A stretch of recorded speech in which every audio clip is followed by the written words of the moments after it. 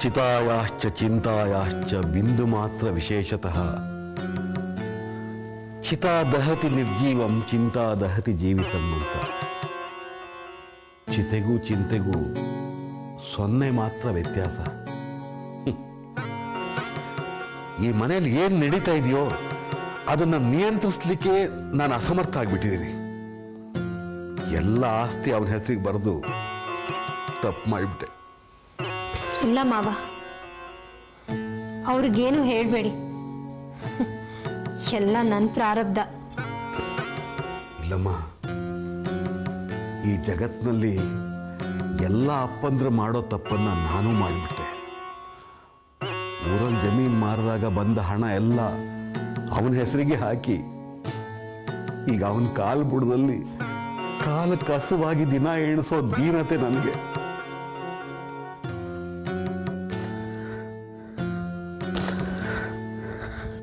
ಮಾವಯ್ಯ, ನೀವು ಮನ್ಸಿಗೇನು ತಗೋಬೇಡಿ. ನಾನ್ ತಾನೇ ಏನ್ ಮಾಡ್ಲಿಕ್ಕೆ ಸಾಧ್ಯ ಹೇಳು? ಸೌಪರ್ಣಿಕ ತನ್ನ ಬದುಕನ್ನ ತಾನೇ ತನ್ನ ಕೈಯಾರೆ ಹಾಳು ಮಾಡಿಕೊಂಡ್ಲು. ಅವಳನ್ನು ಈ ಮನೆ ಕರ್ಕೊಂಬಂದೆ. ಇಲ್ಲಿ ಯಾರನ್ನ ಅಂತ ಸರಿ ಮಾಡ್ಲಿ?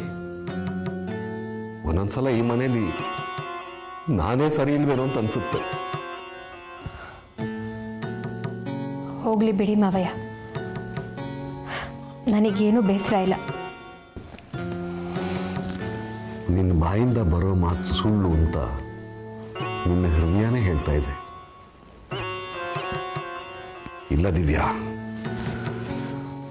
ನನಗೂ ಒಂದು ಕಾಲ ಬಂದೇ ಬರುತ್ತೆ. ಅವತ್ತೀ ಮನೆಯಲ್ಲಿ ನನ್ನ ಮಾತೇ ನಡಿಬೇಕು, ನನ್ನ ನಿರ್ಧಾರನೇ ನಡಿಬೇಕು. ಅಂಥ ಒಂದು ದಿವಸ ಬರೋ ಹಾಗೆ ನಾನು ಮಾಡ್ಕೊಳ್ತೀನಿ, ಮಾಡೇ ಮಾಡ್ಕೊಳ್ತೀನಿ.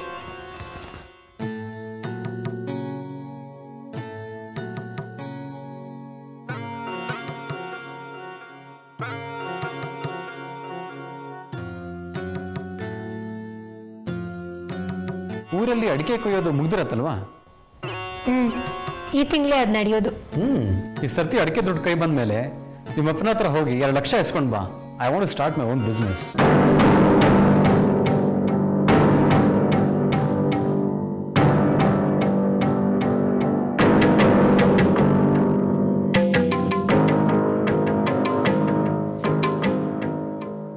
ಹಲೋ, ನಾನು ಹೇಳಿದ್ ಕೇಳಿಸ್ತಾ? ನಿಮ್ಮ ಅಪ್ಪಂಗೆ ವಿಷಯ ತಿಳಿಸಿರೋ, ನನಗೆ 2 ಲಕ್ಷ ಬೇಕೇ ಬೇಕು.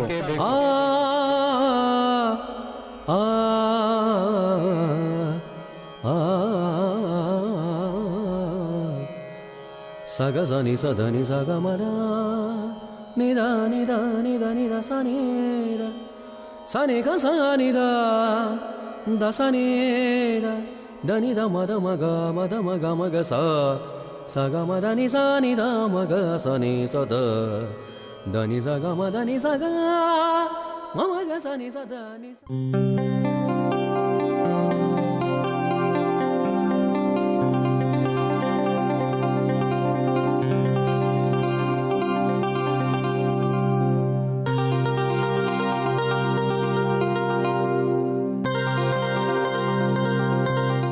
ಕಾವ್ಯ, ಗುರುಗಳು ಬಿದ್ದಿದ್ದು, ಆಸ್ಪತ್ರೆಗೆ ಸೇರಿದ್ದು, ಇದೆಲ್ಲ ನನಗೆ ಭಾಸ್ಕರ್ ಮಾವ ಹೇಳಿದ ಮೇಲೆ ಗೊತ್ತಾಗಿದ್ದು. ನಾನು ನಿನ್ನನ್ನು ಹುಡ್ಕೊಂಡು ರಾಘಣ್ಣನ ಕ್ಲಾಸ್ಗೆ ಹೋಗಿದ್ದೆ. ಕೆಲವು ದಿನಗಳಿಂದ ನಡೀತಾ ಇರೋ ವಿದ್ಯಮಾನಗಳಿಂದ ನನ್ನ ಮನಸ್ಸಿಗೆ ಬೇಜಾರಾಗಿತ್ತು. ಅದಕ್ಕೆ ನಾನು ಆಗುಂಬೆಗೆ ಹೊರಟೋಗಿದ್ದೆ. ಏನ್ ಬೇಸರ? ಮತ್ತಿನ್ನೇನು ಕಾವ್ಯ, ನೀ ನನ್ನನ್ನು ಪ್ರೀತಿಸ್ತೀನಿ ಅಂತ 100 ಸಲ ಹೇಳಿದಾಗ್ಲೂ ನಾನು ಒಪ್ಕೊಳ್ದೆ ನಿನ್ನನ್ನು ಗೋಳೈಕೊಂಡೆ. ಕೊನೆಗೆ ನಾನು ಒಪ್ಕೊಂಡಾಗ ಆ ವಿಧಿ ನಮ್ಮನ್ನ ಸಂತೋಷವಾಗಿರೋದಕ್ಕೆ ಬಿಡ್ಲಿಲ್ಲ. ಆರಂಭದಲ್ಲೇ ಬಂದ ವಿಘ್ನ ಮುಂದೆ ಶುಭ ಸೂಚಕ ಅಂತಾರೆ. ಅಂತ ಕಾಲ ಬರೋವರೆಗೂ ಕಾಯ್ಬೇಕು ಅಂತ ಹೇಳ್ತಾ ಇದೆಯಾ ಅಲ್ವಾ? ಸರಿ ಬಿಡು ಕಾವ್ಯ, ಹೇಗಿದ್ರು ನಮ್ದು ದೈಹಿಕ ಆಕರ್ಷಣೆ ಪ್ರೀತಿ ಅಲ್ವಲ್ಲ. ಸರಿಯಾದ ಮಾತು ಹೇಳ್ದೆ ಕಾವ್ಯ. ಭಾಸ್ಕರ್ ಮಾವ ನನ್ಗಿನ್ನೊಂದು ವಿಷಯ ತಿಳಿಸ್ದ. ಏನದು? ಆ ಸೋಮಶೇಖರಯ್ಯ ಮದ್ವೆ ಲೆಕ್ಕ ಅಂತ 5 ಲಕ್ಷ ತೋರಿಸಿದಾನಂತೆ. ಅದನ್ನ ಕೇಳಿದ್ಮೇಲೆ ಅಲ್ವಾ ಗುರುಗಳು ಟೆನ್ಷನ್ ಆಗಿ ಬಿದ್ದಿದ್ದು.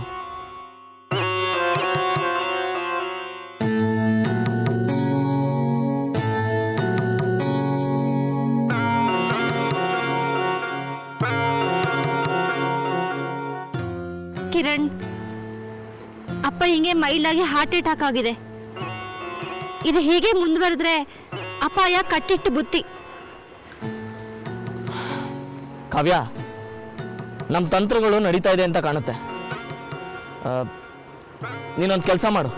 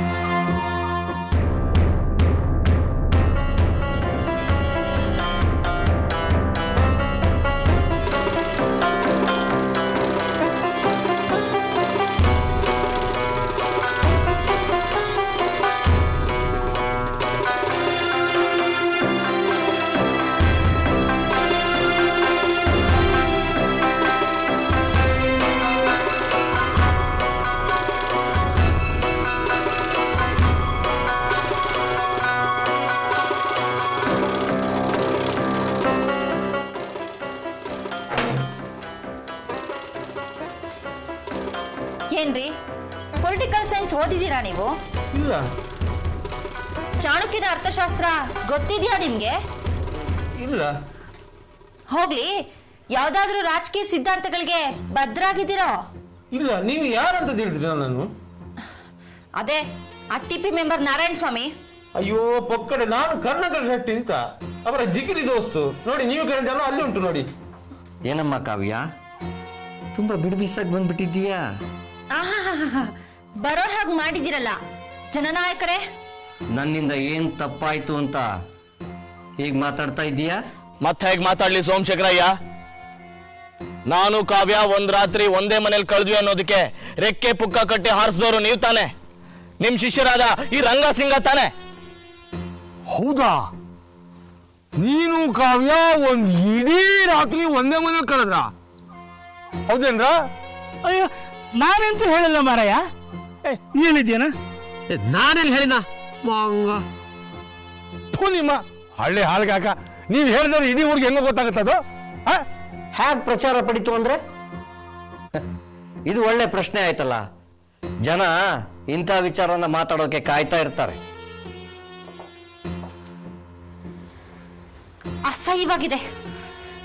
ಜನರಲ್ಲ, ನೀವು ಮಾಡಿರೋದು. ನೀವಿಬ್ರು ಏಕಾಂತದಲ್ಲಿ ಕಳೆದ್ರಿ ಅಂತ ಹೇಳುವಷ್ಟು ಹುಂಬ ನಾನಲ್ಲ. ಮತ್ಯಾಕ್ ನಮ್ ತಂದೆಗ್ ಧಮಕಿ ಹಾಕಿದ್ರಿ? ಅಕ್ಕಯ್ಯ, ತಂಗಿಯವ್ವ, ರಾಜಕೀಯ ಅಂದ್ರೆ ಅದೇನೆ.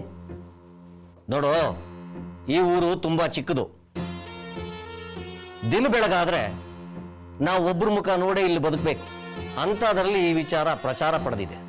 ನೀವಿರೋದು ಯಾವುದೋ ಮಾಡರ್ನ್ ಸಿಟಿಲಲ್ಲ, ಕಿರು ಬೆರಳ ಗಾತ್ರದ ಪುಟ್ಟ ಗ್ರಾಮ ಶಿವಪುರದಲ್ಲಿ. ಸಣ್ಣ ಗ್ರಾಮದ ಸಣ್ಣತನ ಅಷ್ಟೇ ಇದು. ಯಾಕೆ ಈ ವಿಷಯ ತುಂಬಾ ಸೀರಿಯಸ್ ಆಗಿದೆ ಅಂದ್ರೆ, ಈಗಾಗಲೇ ಇಬ್ರು ಹೆಣ್ಮಕ್ಳ ಕತೆ ನಿನಗೆ ಗೊತ್ತಾಗಿದೆ. ಅದರಲ್ಲೊಬ್ಳು ನಿನ್ನ ಸ್ನೇಹಿತೆ ಶಾಲಿನಿ. ಕಾವ್ಯ ಶಾಲಿನಿ ಸ್ನೇಹಿತರು ಅಂದ್ ಮಾತ್ರಕ್ಕೆ ಕಾವ್ಯ ನಡತೆಗಟ್ಟೋಳು ಅನ್ನೋದು ಒಂದು ಮೂರ್ಖವಾದ. ಇಂಥ ಮೂರ್ಖವಾದನ ಮೂರ್ಖರಲ್ದೆ ಬೇರೆ ಯಾರು ಒಪ್ಪಳಕ್ ಸಾಧ್ಯ ಇಲ್ಲ. ಅಂದ್ರೆ ಸುತ್ತಿ ಬಳಸಿ ನನ್ನನ್ನು ಮೂರ್ಖ ಅಂತ ಇದೆಯಾ?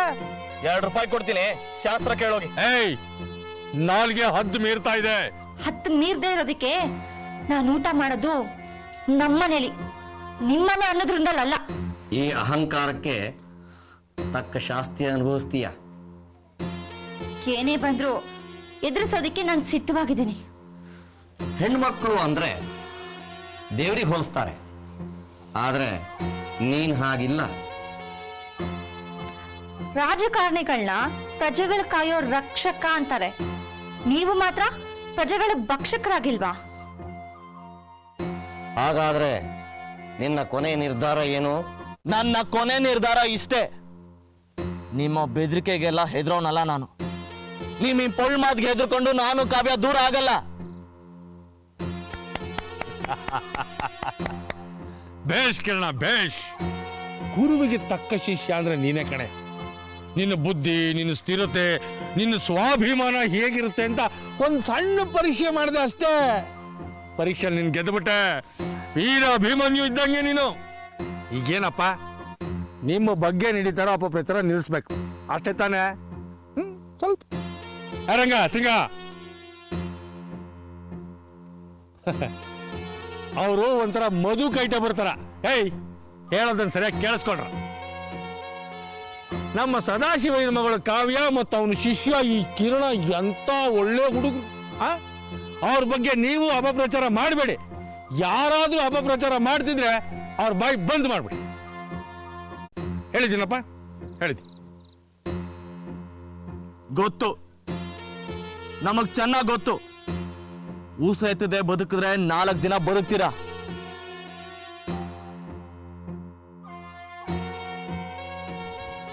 ಇಲ್ದೆ ಹೋದ್ರೆ ಕತ್ತು ಹಿಚ್ಕಿ ಸಾಯಿಸ್ಬಿಡ್ತೀನಿ. ಹುಷಾರ್. ನಾನು ಹೇಳ್ತೀನಿ.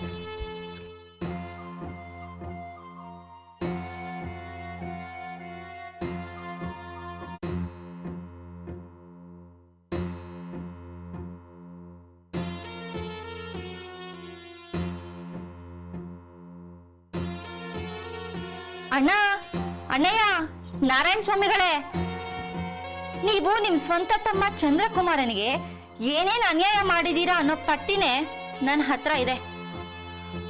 ನಾಪತ್ತೆ ಆಗಿರೋ ಆ ಚಂದ್ರಕುಮಾರ ಈಗ ಎಲ್ಲಿದ್ದಾನೆ ಅನ್ನೋದು ನನಗ್ ಚೆನ್ನಾಗ್ ಗೊತ್ತು. ನಿನಗೆ ಯಾರು ಹೇಳಿದ್ರು ಈ ವಿಷಯನ? ನಮ್ಮ ಬಗ್ಗೆ ನಿಮಗೆ ಯಾರು ಹೇಳಿದ್ರೋ ಅದೇ ಜನರು. ಇನ್ನೊಂದ್ಸಲಿ ಏನಾದ್ರೂ ನನ್ನ ತಂಟೆಗೆ ಬಂದ್ರೆ ಚಂದ್ರಕುಮಾರನಿಗೆ ನೀವೇನೇನು ಅನ್ಯಾಯ ಮಾಡಿದೀರಾ ಅನ್ನೋದು ಜನರ ಮುಂದೆ ಇರುತ್ತೆ. ಜನಪ್ರತಿನಿಧಿಗಳೇ, ಬರ್ಲಾ ಅಣ್ಣಯ್ಯ?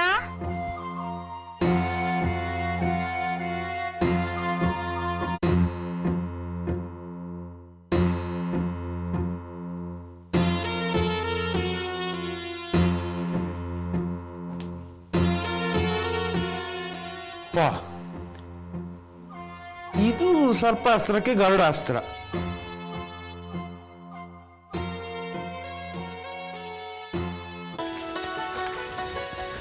ಭೋಜ, ಯಜಮಾನ್ರಿಗೆ ಯಾವತ್ತು ಬುದ್ಧಿ ಬರೋದು? ಅಂತದೇನ ಕೈ ಹಿಡಿದು ನೀವೇ ಹೇಳ್ಬೇಕು. ಅಲ್ಲ, ಮೊನ್ನೆ ರಾಘಣ್ಣನ ಕಾರ್ಯಕ್ರಮಕ್ಕೆ ಹೇಳ್ದೆ ಕೇಳ್ದೆ ಹೋಗಿದ್ದಾರೆ. ಹೋಗೋರು ಇಂಥ ಕಡೆ ಹೋಗ್ತೀನಿ ಅಂತ ಹೇಳಿ ಹೋಗ್ಬಾರ್ದಿತ್ತ?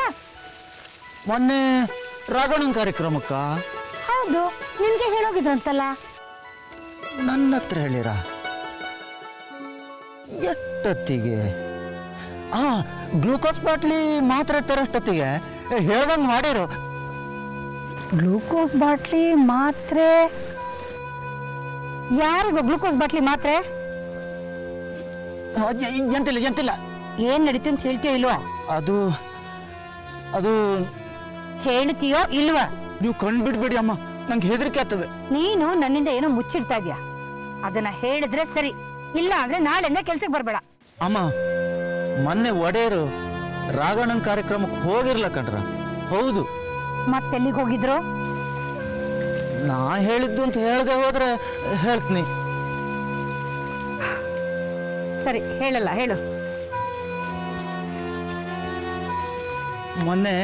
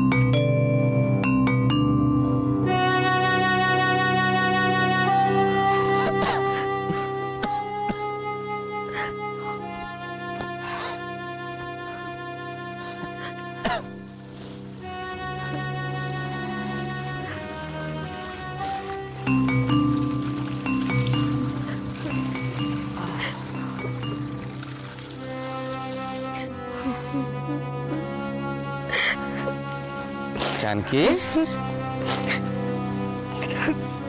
ಜಾನಕಿ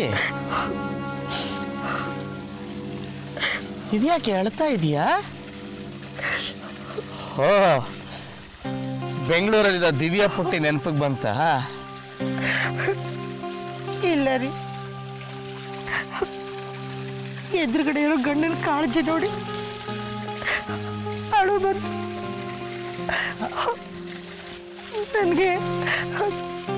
ನನಗೆ ಆಸ್ಪತ್ರೆಗೆ ಸೇರಿದ ವಿಷಯ ಗೊತ್ತಾಯ್ತು. ಅಲ್ಲಿ ನೀವು ನನ್ನ ಬಗ್ಗೆ ಏನೇನು ಮಾತಾಡಿದ್ರಿ ಎಲ್ಲ ವಿಷಯನೂ ಗೊತ್ತಾಯ್ತು ರೀ.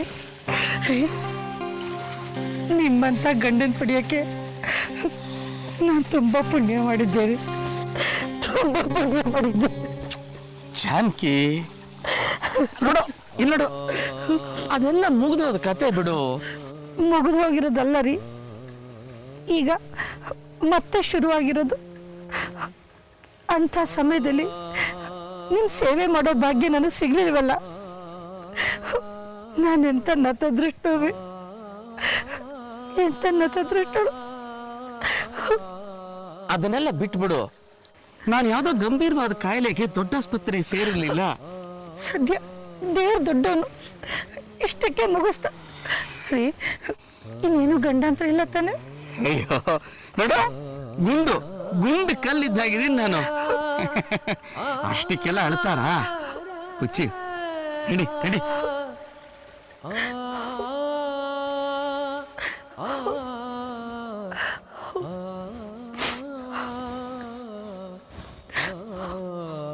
ಅಮ್ಮ, ಡಾಕ್ಟರ್ ಹೇಳಿದ್ದನ್ನ ನೀನೇನಾದ್ರೂ ಕೇಳಿಸ್ಕೊಂಡಿದ್ದಿದ್ರೆ ಹಾಸ್ಪಿಟ್ಲಲ್ಲಿ ನೀನಿರ್ತಿದ್ದೆ. ಅಪ್ಪನೇ ಹೀಗೆ ಏನೇನೋ ದುಃಖದ ಮೂಟೆಗಳನ್ನ ಒಳಗಡೆ ತುಂಬಿಕೊಂಡು ಹೊರಗಡೆ ನಗ್ತಿರೋ ಸಂತನ ಹಾಗೆ ಅಮ್ಮ.